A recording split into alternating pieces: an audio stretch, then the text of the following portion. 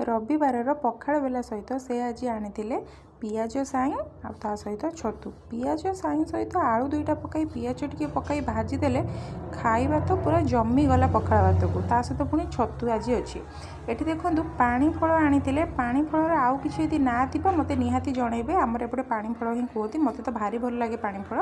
तापर मुझे भजा भुजी लगी पड़ी पियाज साई को आलू को लंबा लंबा कर काटी पियाज साई को भी सेपरी लंबा लंबा कर काटी नहीं तापर मुझे कौन करी छतु आलू को भाजियापाई काटी नहीं सहित पियाज साई सहित किसी आलू तेल को गरम करी से सोरिष और सुखिला लंकार छुंक भजा तो बढ़िया बासिब खाइबा को भी स्वाद लगे से मु कौन कली ना कि पियाज पकईदेली पियाज को भल भाव में भाजी नेली सोरिष जगह जब चाहिए जीरा टिके भी पकई पारे किसी कथा नहीं तापर मुझे कौन करी ना काटी रखि आलू ता सहित पियाज साई को ये मुझे पकईदेली आउ गोटे कथा सांग मैंने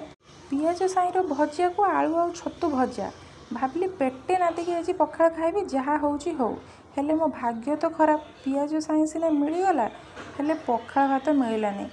राति बड़ी अल्प भात को रखी भाभी सकाळू से अल्प भात किसी भजा कर खाईदेवी हेले स्वामी आज नहीं आछंती छतु ता सहित पियाज साई हेले भात किंतु नहीं ये भी कहले कि मु भी आज पखाड़ खाइबी मुझे कहली अरे राति अल्प किसी भात बड़ी पड़ा न पकई रखिदे जहाँ जी अच्छे मिसिकी सांग हो आम खाईदेवा तापर मुझे पुणी आलू आ छतु को सेम प्रोसेस रे करदेली सुखिला लंका को सोरिष पकई मु भल भाव भाजी नेली भजार सोरिषर छुंक दे रोसई गले भारी भल लगे खाइबापी मते तो भारी भल लगे हलदी लुण पकई मुझे भल भाव में गोलाई नेली आलू छतु भजा बेले टी अधिक तेल पकई तेलिया तेलिया कर भाजिले भारी भल लगे खाइबा जितेबले मु भजार छुंक देली से मत आसी पचार अरे रोसई सरीगला ना मत भारी भोक कलानी तापर आम आसी बसी पड़ू पखाड़ बेला सहित पियाज साईर भजा ता सहित आलू आलू छतु भजा एतिकी ही जमा पखाड़ थिला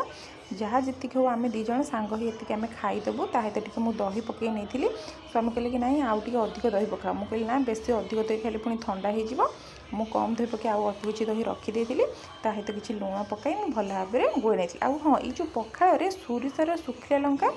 छुंक ही दि जाइए आपण मैंने भावुवे ए जो भजा कली से भी सोरिष और सुखिला लंकार छुंक भात भी सोरिष और सुखिला लंकार छुंक